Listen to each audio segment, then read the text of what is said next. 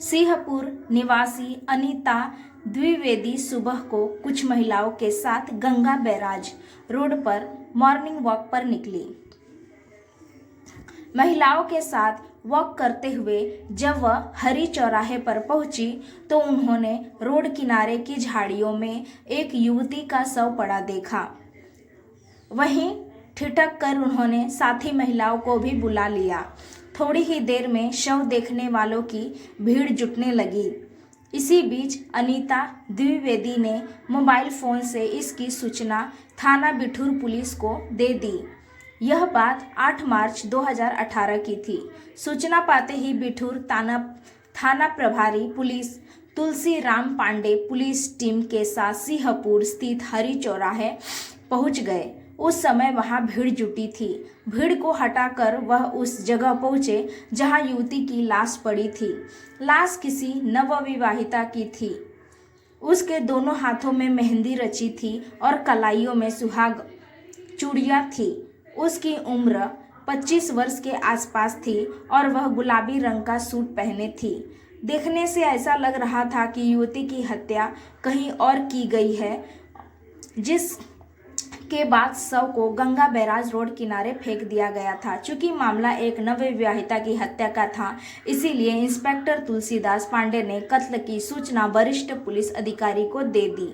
सूचना पाते ही एसपी पश्चिम गौरव गोवर, एसपी पूर्व अनुराग आर्या तथा सीओ भगवान सिंह भी वहां आ गए। पुलिस अधिकारियों ने मौके पर फॉरेंसिक टीम को भी बुला लिया। पुलिस अधिकारियों ने घटनास्थल का बारीकी से निरीक्षण किया। इसके बाद मौके पर आई फॉरेंसिक टीम ने जांच की। युवती के गले पर कपड़े से कसे जाने के साथ साथ उंगलियों के निशान भी थे, जिससे टीम ने संभावना जताई कि युवती की हत्या गला घोंटकर की गई थी। युवती के सर में दाईं ओर चोट का निशान तथा शरीर पर आधा दर्जन खरोच के निशान थे। टीम ने फिंगरप्रिंट लिए तथा अन्य साक्ष्य भी जुटाए। प्यार का मतलब सिर्फ शारीरिक संबंध नहीं। काफी कोशिश के बाद भी युवती के शव की शिनाख्त नहीं हो पाई थी। पुलिस शिनाख्त के लिए लोगों से पूछताछ कर रही थी। इसी बीच भीड़ में से एक युवक आगे आया और शव को झुककर गौर से देखने लगा। इत्मीनान हो जाने के बाद वह एसपी अनुराग आर्या से बोला, साहब यह लाश पूनम की है। कौन पूनम? पूरी बात बताओ। साहब मेरा नाम श्याम मिश्रा है। मैं बैकुंठपुर गांव का रहने वाला हूं। हमारे गांव में शिव शंकर मौर्य रहते हैं। पूनम उन्हीं की बेटी थी। श्याम मिश्रा की बात सुनकर एसपी अनुराग आर्या ने तत्काल पुलिस भेजकर शिव शंकर व उनके घर वालों को बुला लिया। शिव शंकर व उसकी पत्नी शिवकांति ने जब बेटी का शव देखा तो बिलख पड़े। प्रियंका भी बड़ी बहन पूनम का शव देखकर रोने लगी। पुलिस अधिकारियों ने उन सभी को धैर्य बंधाया और आश्वासन दिया कि पूनम के हत्यारों को बख्शा नहीं जाएगा। शव की शिनाख्त हो जाने के बाद एसपी पश्चिम गौरव ग्रोवर ने मजिस्ट्रेट की उपस्थिति में पूनम के शव का पंचनामा करवाकर शव को पोस्टमार्टम के लिए लाला लाजपत राय चिकित्सालय कानपुर भिजवा दिया। साथ ही सुरक्षा की दृष्टि से 2 सिपाहियों और एक दरोगा की ड्यूटी पोस्टमार्टम हाउस पर लगा दी। इसके बाद इंस्पेक्टर तुलसीदास राम पांडे ने शिवशंकर से पूछताछ की तो उसने बताया कि गांव में उसकी किसी से कोई दुश्मनी नहीं है, न ही जमीन जायदाद का झगड़ा है। उसे नहीं मालूम कि पूनम की हत्या किसने और क्यों कर दी। चूंकि शिवशंकर ने किसी पर शक नहीं जताया था, इसीलिए तुलसी राम पांडे ने शिवशंकर को वादी बनाकर धारा 302 आईपीसी के तहत अज्ञात के खिलाफ रिपोर्ट दर्ज कर दी। रिपोर्ट दर्ज होने के बाद एसपी पश्चिम गौरव ग्रोवर ने सीओ भगवान सिंह के निर्देशन में पूनम की हत्या का राज खोलने के लिए एक सशक्त पुलिस टीम का गठन किया। इस टीम में बिठूर इंस्पेक्टर तुलसी राम पांडे, सह इंस्पेक्टर देवेंद्र सिंह, संजय मौर्य, राजेश सिंह, सिपाही रघुराज सिंह, देवी शरण सिंह तथा मोहम्मद खलील को शामिल किया गया। पुलिस टीम ने अपनी जांच मृतका के पिता शिवशंकर मौर्य से शुरू की। पुलिस ने मृतका के पिता का विधिवत बयान दर्ज किया। अपने बयान में शिवशंकर ने बताया कि उसने पूनम की शादी 17 फरवरी 2018 को सामूहिक विवाह समारोह में उन्नाव जिले के गांव पराड़ी खेड़ा निवासी अंकुश मौर्य के साथ की थी। 20 फरवरी को वह पूनम की चौथी ले आया था, तब से वह मायके में ही थी। 7 मार्च को पूनम दोपहर बाद दवा लेने आस्था नर्सिंग होम सिंहपुर गई थी। जाते समय वह अपना मोबाइल फ़ोन घर पर ही भूल गई थी। अलबत्ता उसके पास दूसरा मोबाइल था। शाम 6 बजे तक जब वह वापस नहीं आई तो चिंता हुई। उसका मोबाइल भी बंद था। शादी के पहले पूनम आस्था नर्सिंग होम में काम करती थी, इसीलिए हमने सोचा कि शायद वह वहीं रुक गई होगी, सुबह तक आ जाएगी। लेकिन सुबह उसकी मौत की खबर मिली। पूनम घर से जाते वक्त पूरे जेवर पहने हुई थी, जो गायब थे। शिवशंकर ने बयान में पुलिस टीम को शक हुआ कि कहीं पूनम के पति अंकुश ने जेवर हड़प कर उसकी हत्या तो नहीं कर दी। पुलिस टीम ने घर में रखा पूनम का मोबाइल फोन अपने कब्जे में ले लिया और परागी खेड़ा निवासी पूनम के पति अंकुश को हिरासत में लेकर पूछताछ की। प्यार का मतलब सिर्फ शारीरिक संबंध नहीं। अंकुश ने पुलिस टीम को एक चौंकाने वाली जानकारी भी दी। उसने बताया कि पूनम जब ससुराल में थी तब उसके मोबाइल पर अक्सर गोलू नाम के किसी युवक का फ़ोन आता था। देर रात भी वह उससे बातें किया करती थी। पूछने पर पूनम ने बताया था कि गोलू उसका मौसेरा भाई है। अंकुश ने पुलिस को बताया कि पूनम की हत्या में उसका कोई हाथ नहीं है।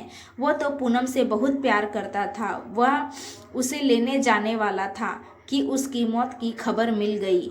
पुलिस टीम ने गोलू के संबंध में शिवशंकर से पूछताछ की तो यह बात गलत निकली कि गोलू पूनम का मौसेरा भाई है। पुलिस टीम ने पूनम के मोबाइल के संबंध में जानकारी जुटाई तो पता चला कि वह मोबाइल चोरी का है, लेकिन सिम कार्ड नीरज के नाम का है, जो नयापुरवा हिंगपुर का रहने वाला है। पुलिस ने रात में छापा मारकर नीरज उर्फ गोलू को हिरासत में ले लिया। थाना बिठूर लाकर जब नीरज उर्फ गोलू से पूनम की हत्या के संबंध में पूछा गया तो उसने साफ साफ कहा कि पूनम की हत्या में उसका कोई हाथ नहीं है।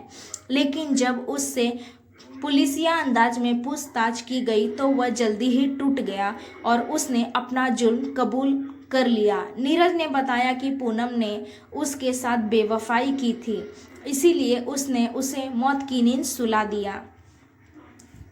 पुलिस टीम ने नीरज की निशानदेही पर हत्या में इस्तेमाल दुपट्टा, पूनम का मोबाइल, मय लॉकेट के मंगलसूत्र, सोने की अंगूठी, टॉप्स, पायल, बिछिया वगैरह बरामद कर लिए। चूंकि नीरज उर्फ गोलू ने पूनम की हत्या का जुर्म कबूल कर लिया था, अतः पुलिस ने नीरज की हत्या के जुर्म में नामजद कर गिरफ्तार कर लिया। नीरज के बयानों के आधार पर प्रेमिका की बेवफाई की जो कहानी प्रकाश में आई वह इस तरह थी। कानपुर शहर से 20 किलोमीटर दूर है ऐतिहासिक कस्बा बिठूर। इस कस्बे में 2 किलोमीटर दूर एक गांव बैकुंठपुर है। मिली जुली आबादी वाले इस गांव में शिवशंकर मौर्य अपने परिवार के साथ रहता था। उसके परिवार में पत्नी शिवकांति के अलावा 2 बेटियां पूनम, प्रियंका तथा एक बेटा अमन था। शिवशंकर लोडर चालक था। मिलने वाले वेतन से ही वह अपने परिवार के भरण पोषण करता था। भाई बहनों में पूनम सबसे बड़ी थी। वह खूबसूरत तो थी ही, पर जैसे जैसे जवानी चढ़ी वह उसके बदन को सजाती गई। पूनम की खूबसूरती और निखरती गई। यौवन के फूल खिलते हैं तो उनकी मादक महक फिजा में फैलते ही हैं। ऐसे में भंवरों का फूलों के इर्द गिर्द मंडराना स्वाभाविक है। मन चले भंवरे पूनम के इर्द गिर्द मंडराते तो उसे अच्छा लगता।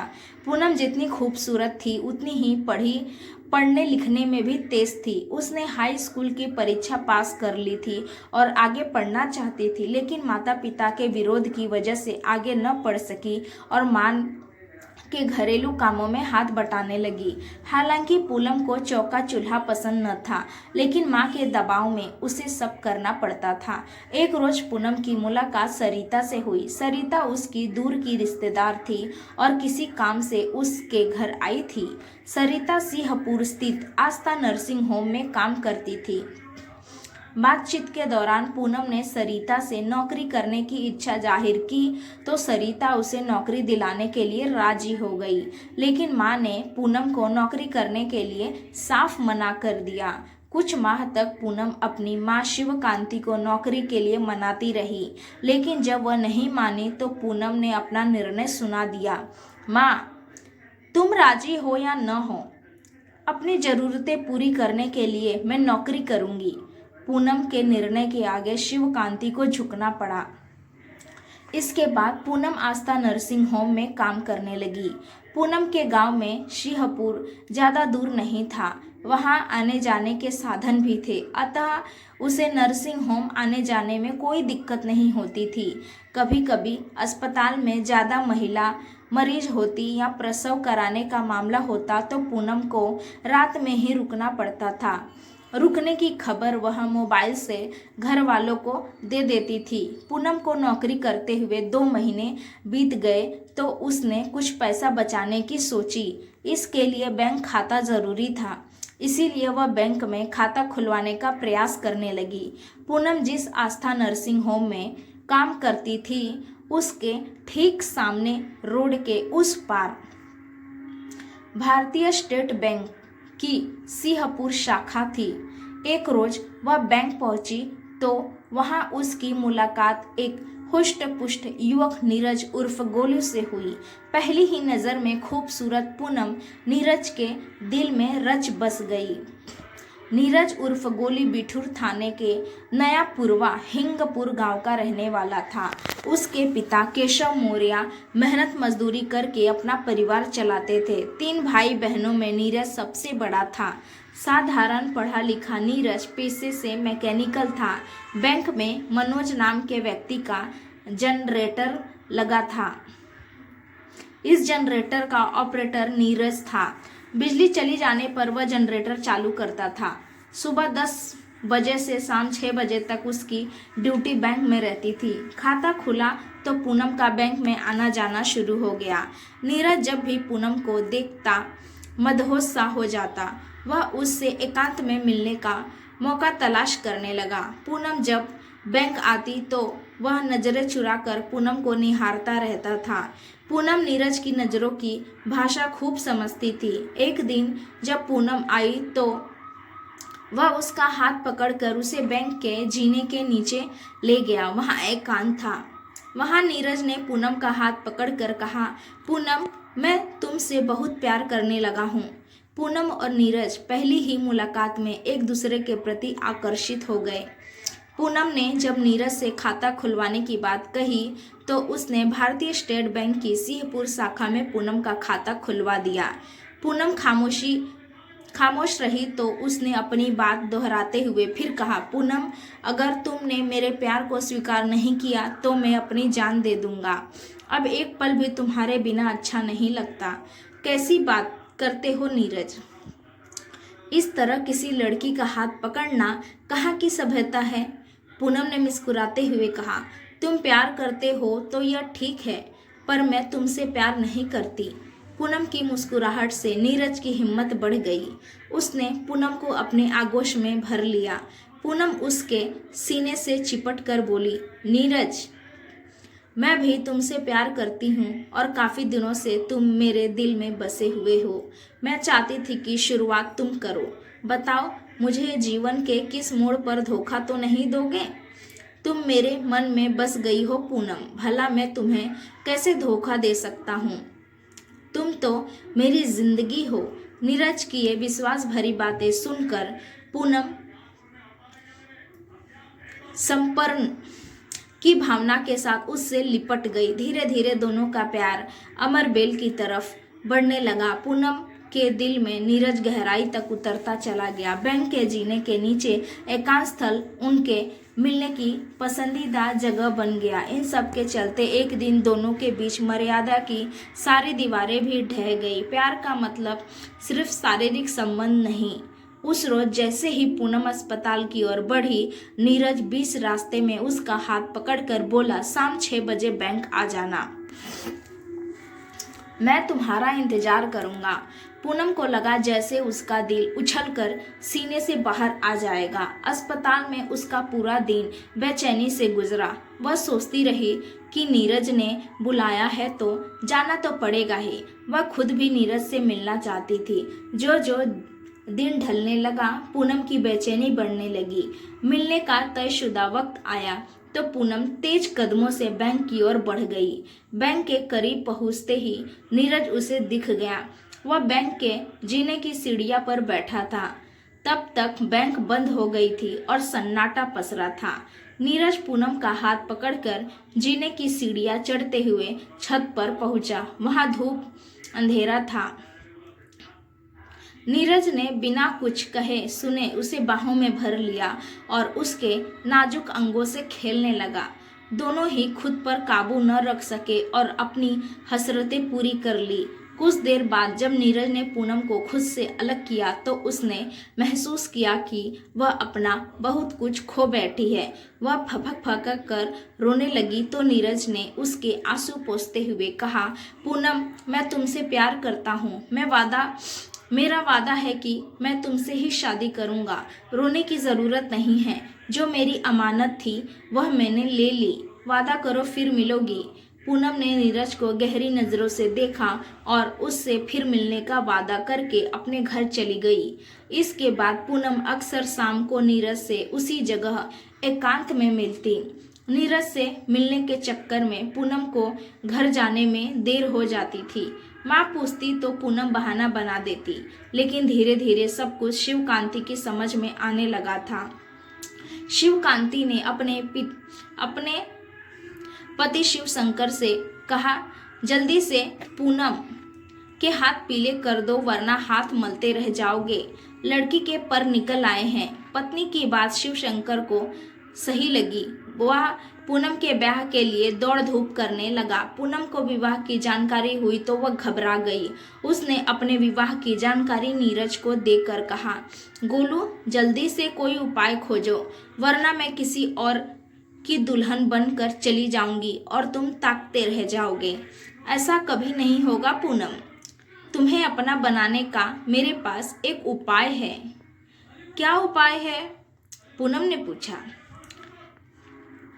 यही कि तुम मेरे साथ भाग चलो। कहीं जाकर हम दोनों शादी कर लेंगे। इसके बाद कोई भी हमारा कुछ नहीं बिगाड़ पाएगा। ठीक है, मुझे सोचने समझने का मौका दो। प्यार का मतलब सिर्फ शारीरिक संबंध नहीं। फिर एक दिन नीरज की मीठी मीठी बातों में आकर पूनम घर परिवार से नाता तोड़कर सपनों की सजीली दुनिया में जीने के लिए उसके साथ उड़ गई। वह बैंक से पैसा निकाल कर भी अपने साथ ले गई। इधर देर रात तक जब पूनम घर नहीं पहुंची तो माँ शिवकांति को चिंता हुई। माँ ने उसे तलाश भी किया लेकिन पूनम का कोई पता न चला। शिव शंकर घर आए तो शिवकांति ने उन्हें बताया कि पूनम अभी तक अस्पताल से नहीं आई है। शिव शंकर ने आस्था नर्सिंग होम की ऑपरेटर से बात की। उसने बताया कि पूनम आज ड्यूटी पर नहीं आई थी। यह जानकारी पाकर शिव शंकर बहुत चक्के रह गए।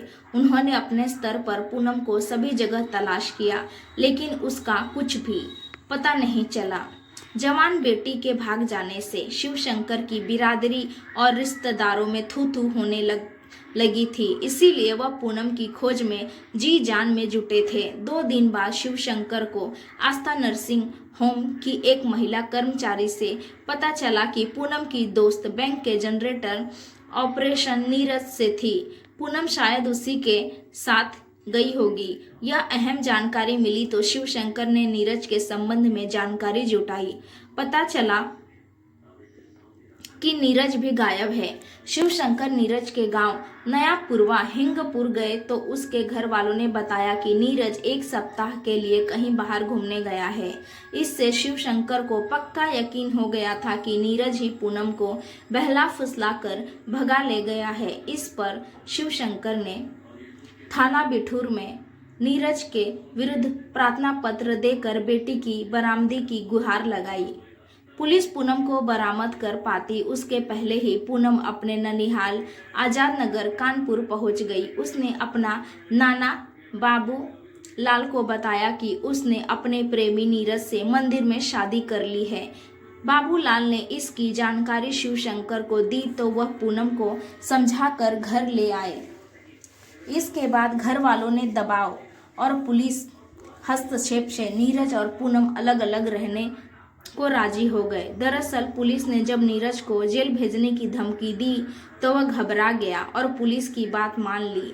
इस घटना के बाद कुछ समय के लिए नीरज और पूनम का मिलना जुलना बंद हो गया, लेकिन बाद में दोनों चोरी छिपे फिर मिलने लगे। इसी बीच नीरज ने वक्त बेवक्त बात करने के लिए पूनम को एक मोबाइल फ़ोन दे दिया। फ़ोन में सिम उसी के नाम का था। पूनम को मोबाइल मिला तो दोनों में बातचीत का सिलसिला शुरू हो गया। पूनम को जब भी मौका मिलता वह नीरज से लंबी बातें करती और प्यार की दुहाई देती।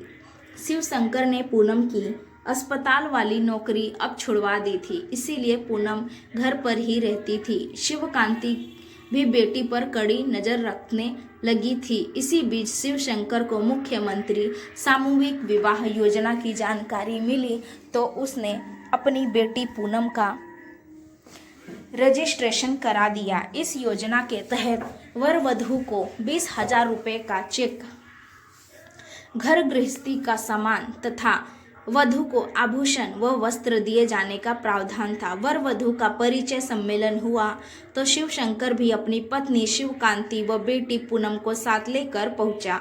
शिवशंकर ने उन्नाव जिले के परागी खेड़ा गांव निवासी राजवीर मौर्य के साथ पुत्र अंकुश मौर्य को अपनी बेटी पूनम के लिए पसंद कर लिया। पूनम और अंकुश ने भी एक दूसरे को देखकर हामी भर दी। 17 फरवरी 2018 को सामूहिक विवाह में पूनम की शादी अंकुश से हो गई।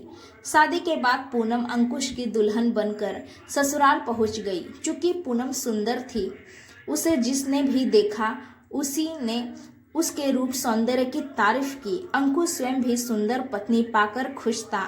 सजीला पति पाकर पूनम भी खुश थी। फिर भी उसे अपने प्रेमी नीरज की रह रहकर याद आ रही थी। सुहाग रात को भी वह नीरज को भुला नहीं पाई थी। ससुराल में पूनम मात्र 3 दिन ही रही। इस बीच नीरज फोन करके उससे बातें करता रहा। अंकुश ने बार बार फोन आने पर पूनम को टोका तो वह बोली, गोलू का फोन आता है।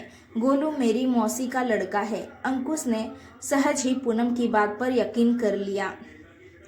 20 फरवरी को शिवशंकर अपनी बेटी पूनम को ससुराल से लिवा लाया। दरअसल परंपरा के हिसाब से नवविवाहिता ससुराल में पहली होली जलती नहीं देख सकती थी। इसी परंपरा की वजह से शिवशंकर होली के 8 दिन पहले ही पूनम को ले आया था। मायके आते ही पूनम स्वतंत्र रूप से विचरण करने लगी। उस पर किसी तरह की बंदिश नहीं थी। पूनम के पास मोबाइल फ़ोन पहले से ही था।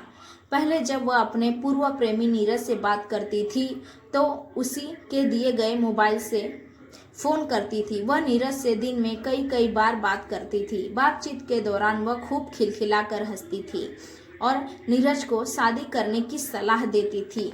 चूँकि पूनम ने नीरज के साथ बेवफाई की थी सो उसे पूनम की खिलखिलाहट और सलाह नागवार लगती थी। वह नफरत से भर उठता था। जैसे जैसे दिन बीतते गए उसकी नफरत भी बढ़ती गई। आखिर उसने पूनम को सबक सिखाने की ठान ली।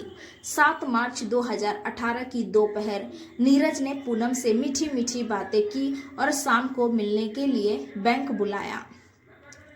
दोपहर बाद पूनम ने साज श्रृंगार किया। फिर माँ को बताया कि उसके पेट में दर्द है। वह दवा लेने आस्था नर्सिंग होम सिंहपुर जा रही है। शिवकांति ने उसे जल्दी घर लौट आने की नसीहत देकर दवा लाने की इजाज़त दे दी। पूनम शाम 4:30 बजे सिंहपुर स्थित भारतीय स्टेट बैंक शाखा पहुंची। नीरज वहां जनरेटर के पास कुर्सी डाले बैठा था। पूनम के आते ही उसने कुटिल मुस्कान बिखेरी, फिर पूनम को बैंक के बगल से जाने वाले जीने की सीढ़ियां पर ले गया। वहां बैठकर दोनों बातें करने लगे। बातचीत के दौरान नीरज ने पूनम से छेड़छाड़ शुरू की तो उसने विरोध करते हुए कहा अब वह किसी और की अमानत है, लेकिन नीरज नहीं माना और उसने शारीरिक भूख शांत कर ली। शारीरिक संबंध बनाने के बाद नीरज ने पूनम पर बेवफाई का आरोप लगाया। पूनम झगड़ने लगी, फलस्वरूप दोनों में हाथापाई होने लगी। गुस्से में नीरज ने पूनम का सिर जोर से दीवार पर टकरा दिया, जिससे वह बेहोश होकर गिर पड़ी। यह देख वह बदबुदाया, बेवफा औरत, तू मेरी नहीं हुई तो मैं तुझे किसी और की भी नहीं होने दूंगा। आज मैं तुझे बेवफाई की सजा देकर रहूंगा, कहते हुए नीरज ने पूनम के गले में उसी का दुपट्टा कस दिया और फिर गला घोट दिया। पूनम को मौत के घाट उतारने के बाद नीरज ने उसके शरीर के सारे आभूषण उतारे और मोबाइल फोन अपने पास रख लिया। इसके बाद वह लाश को सीढ़ियों पर ही छोड़कर चला गया। लगभग 3 घंटे तक लाश सीढ़ियों पर ही पड़ी रही। रात लगभग 9 बजे नीरज पुनः बैंक आया। सन्नाटा देखकर उसने पूनम को शव कंधे पर लाद कर सीढ़ियों से उतारा और उसे बाइक पर रखकर गंगा बैराज रोड के किनारे झाड़ियों में फेंककर फरार हो गया। इधर जब देर रात तक पूनम दवा लेकर नहीं लौटी तो शिवशंकर व उसकी पत्नी शिवकांति को चिंता हुई। रात भर दोनों परेशान रहे। दूसरे रोज शिवशंकर पूनम को पता लगाने आस्था नर्सिंग होम जा ही रहा था कि पुलिस जीप उसके दरवाजे पर आकर खड़ी हो गई। जीप में बैठे पुलिसकर्मी शिवशंकर व उसकी पत्नी शिवकांति को गंगा बैराज स्थित हरी चौराहे ले गए, जहां उनको पूनम की लाश मिली। शिवशंकर ने अज्ञात के खिलाफ रिपोर्ट दर्ज कराई। पुलिस ने जांच आगे बढ़ाई तो नीरज उर्फ गोली संदेह के घेरे में आ गया। उसे गिरफ्तार कर जब पूछताछ की गई तो उसने अपना हत्या का जुर्म कबूल कर मृतका पूनम के आभूषण व मोबाइल बरामद करा दिए। 22 मार्च 2018 को थाना बिठूर पुलिस ने अभियुक्त नीरज उर्फ गोलू को कानपुर कोर्ट में रिमांड मजिस्ट्रेट के समक्ष पेश किया, जहां से उसे जेल भेज दिया गया। दोस्तों, उम्मीद करती हूँ आपको हमारी कहानी पसंद आई होगी। कहानी पसंद आई है तो वीडियो को लाइक करें, अपने दोस्तों के साथ शेयर करें। चैनल पर नए हैं तो चैनल को सब्सक्राइब करें और हाँ, नोटिफिकेशन बेल को ज़रूर दबाएं ताकि अगली अपडेट सबसे पहले आपको मिले। Thanks for watching video.